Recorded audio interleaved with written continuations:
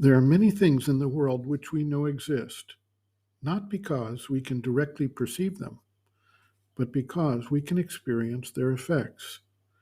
Thus, we cannot see gravity, but we know it exists. We cannot see radiation, but again, we know it exists.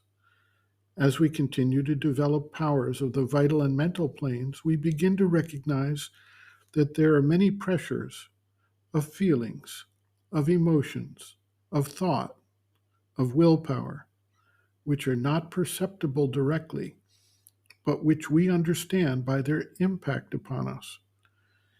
Each more advanced level of the evolutionary development brings us to more and more subtle levels of understanding, thus making it possible for us to intuit and know these more subtle energies. We come then to the experience of the soul. Those who live entirely on the external level of their being, primarily in the physical and vital consciousness, are unable to appreciate the existence of the soul. This is, however, not a conclusion that the soul does not exist.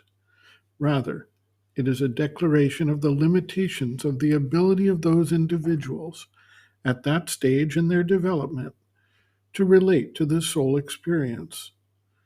Just as someone fully engaged at the physical level will rarely have the ability to appreciate and understand complex forms of reasoning, logic, mathematics, statistical analysis, scientific thinking, etc., we find that certain capacities develop only when the being is ready. We can see individuals mature either through the normal process of growth or through an inner readiness that reorients the being towards the mental or spiritual realms of experience, and thereby begin to understand, appreciate, and recognize the influence of the soul, and actually be able to encourage its action and ability to direct the external instruments of body, life, and mind. Sri Aurobindo outlines the way the soul begins to assert its influence over the outer being and how we can recognize that influence before we have the direct contact and experience of the soul in its own native form. Sri Aurobindo notes, quote, as the evolution proceeds, nature begins slowly and tentatively to manifest our occult parts. She leads us to look more and more within ourselves, or sets out to initiate more clearly recognizable intimations and formations of them on the surface. The soul in us, the psychic principle, has already begun to take secret form. It puts forward and develops a soul personality, a distinct psychic being to represent it. This psychic being remains still behind the veil in our subliminal part, like the true mental, the true vital, or the true or subtle physical being within us. But like them, it acts on the surface life by the influences and intimations it throws up upon that surface.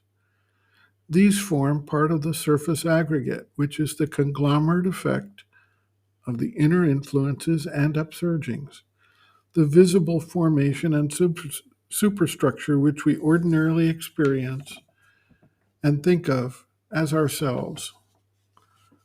On this ignorant surface, we become dimly aware of something that can be called a soul as distinct from mind, life, or body.